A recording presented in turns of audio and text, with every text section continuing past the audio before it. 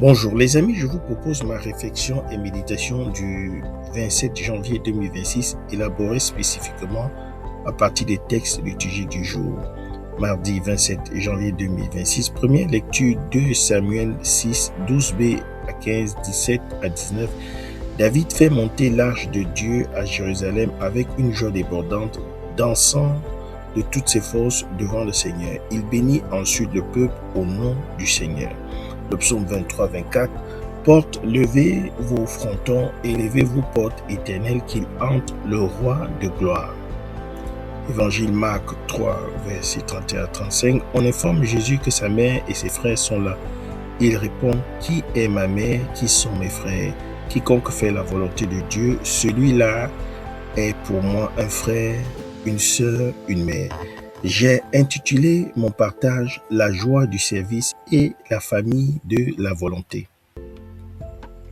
Les textes de ce jour dessinent les contours d'une communauté fondée non sur les liens du sang, mais sur une adhésion commune à une mission. Ils nous interrogent sur la source de notre joie professionnelle et sur la nature des liens qui nous unissent dans l'exercice du droit et de la justice. David, dans un élan d'enthousiasme pur, danse de toutes ses forces devant l'arche de l'Alliance. Il ne s'agit pas d'un spectacle, mais de l'expression d'une joie profonde née du service rendu à la présence de Dieu au milieu de son peuple. Pour nous, cette image est puissante. Où trouvons-nous la joie de notre travail? Est-ce dans la réussite personnelle, la reconnaissance ou bien dans la conscience de servir à notre place une cause qui nous dépasse, la justice, la vérité, la paix sociale? L'arche représente ce noyau sacré, ce principe supérieur que nous servons. David, le roi, n'hésite pas à se mettre en retrait, à danser en serviteur. Cela nous rappelle que la véritable dignité dans nos fonctions vient de cet abandon joyeux à une mission plus grande et non de la posture ou du prestige. L'Évangile vient préciser les contours de cette communauté de service.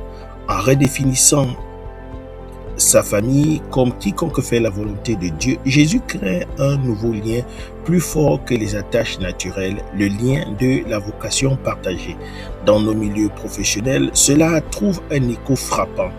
Nos véritables frères et sœurs et mères ne sont pas nécessairement nos collègues de bureau, mais tous ceux et celles qui, avec nous, cherchent à faire la volonté de Dieu dans le champ social, c'est-à-dire à œuvrer pour le vrai, le juste et le bon avec intégrité. Cet esprit de famille transcende les institutions, les statuts et les rivalités. Il crée une solidarité invisible mais réelle entre tous les serviteurs du droit, connus ou inconnus, qui luttent avec droiture. Ainsi, nos deux mains sont mobilisées. L'une, à l'image de David, s'abandonne avec une joie humble et totale au service de la justice, notre arche moderne. L'autre se tend pour reconnaître et saluer dans la fraternité tous ceux et celles qui partagent cet engagement pour la volonté de Dieu dans le monde. Puissions-nous, en ce jour, retrouver la source d'une joie simple et profonde dans le service de notre mission. Et puissions-nous élargir notre cœur pour reconnaître au-delà de nos cercles habituels la grande famille de tous ceux qui, avec nous, cherchent à faire advenir un peu plus de vérité et de justice. C'est mon souhait, ma prière pour vous tous et pour moi-même. Merci d'avoir écouté.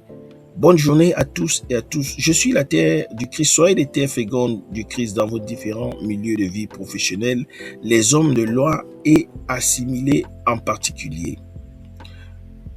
Que Dieu nous bénisse.